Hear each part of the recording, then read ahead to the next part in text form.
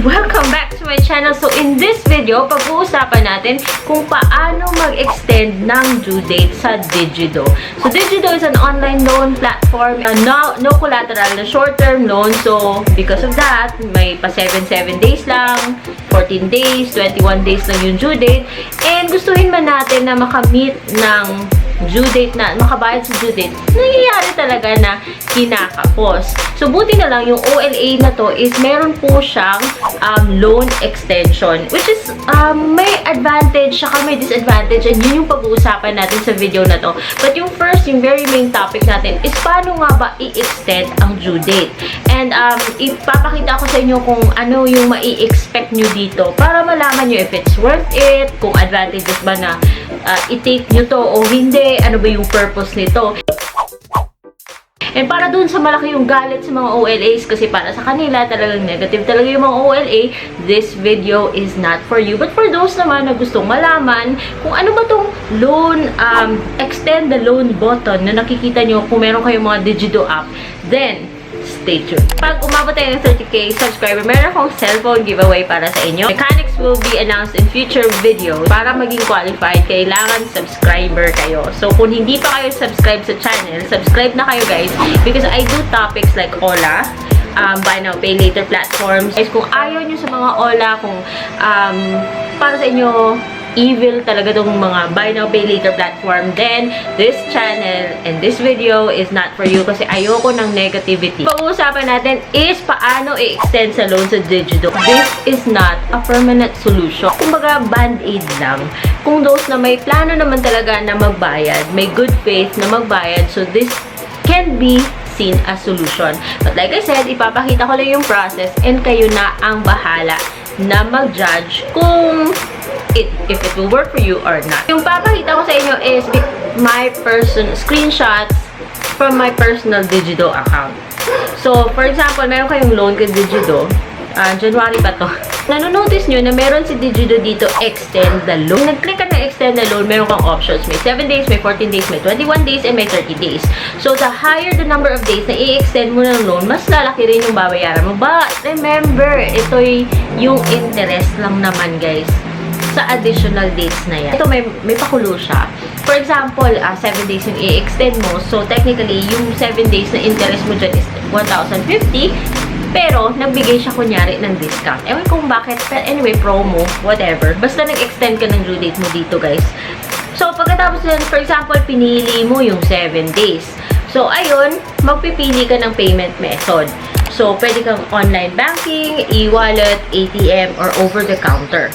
So, yung para sa akin, yung pinakamadali dito is online banking, kasi you're gonna pay this through DCPay or coins.ph. So, ayan. So, para sa akin, yung pinaka-convenient kasi hindi ko kailangan umalis ng bahay, madali na naman gawin, is yung coins.ph.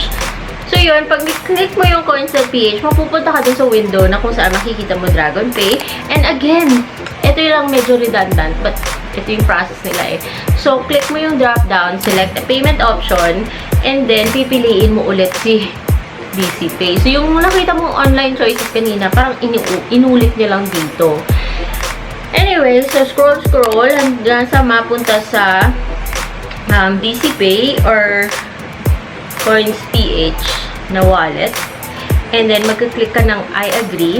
And then, pag nag-proceed ka, ayun, makikita mo dun yung amount. So, ililid ka na dun sa window na kung saan actual ka nang magbabayad dun gamit yung coins.ph. So, ito, magla-login ka, ilalagay mo yung login mo sa coins.ph tsaka yung password para bayaran yung fee na para dun sa number of days na in-extend mo yung loan. So, ayun, hihingi siya ng verification code twice. And that's it. Pag natanggap, minutes lang, na matatanggap naman nila kaagad yung payment mo. And then, automatic na ma-extend yung loan mo. So, less headache.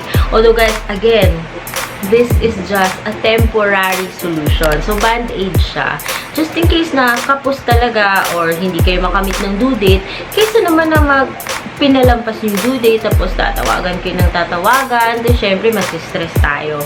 So, kung sure ka lang naman na makakabayad din naman on this date, it's better na i-extend mo lang kaysa like, it's better to just extend it than do nothing. So, yun, makakatanggap po kayo ng confirmation sa email tsaka sa phone na they moved your due date or in-extend na nila yung due date, and dun sa app mismo makikita mo rin yun, and then lalabas yung bago mong due date. So, kanina, sinasabi niyang January 20 kasi in-extend ko siya for another 7 days. So, yung bago kong due date is 1/27/2022. So, ganun lang guys kasimple kung paano mag-extend ng due date gamit si Digido. Kasi alam nyo guys, the reason kung bakit ginawa ko yung video na to, kasi yung ibang apps, wala kasing ganito. O kaya kung meron man silang ganito, ang laki pa ng binibigay nilang may processing fee, may interest. At least ito, it's upfront. It's just interest na babayaran mo. Kasi in-extend mo yung due date, daily yung interest nila. Kaya yun, babayaran mo lang yung interest. So yung nangyayari ha, and this is really real talk lang to. Yung nangyayari kasi, para lang hindi masira yung record, kadalasan, karamihan sa atin is nagpo-fully pay ng amount ng loan dun sa due date.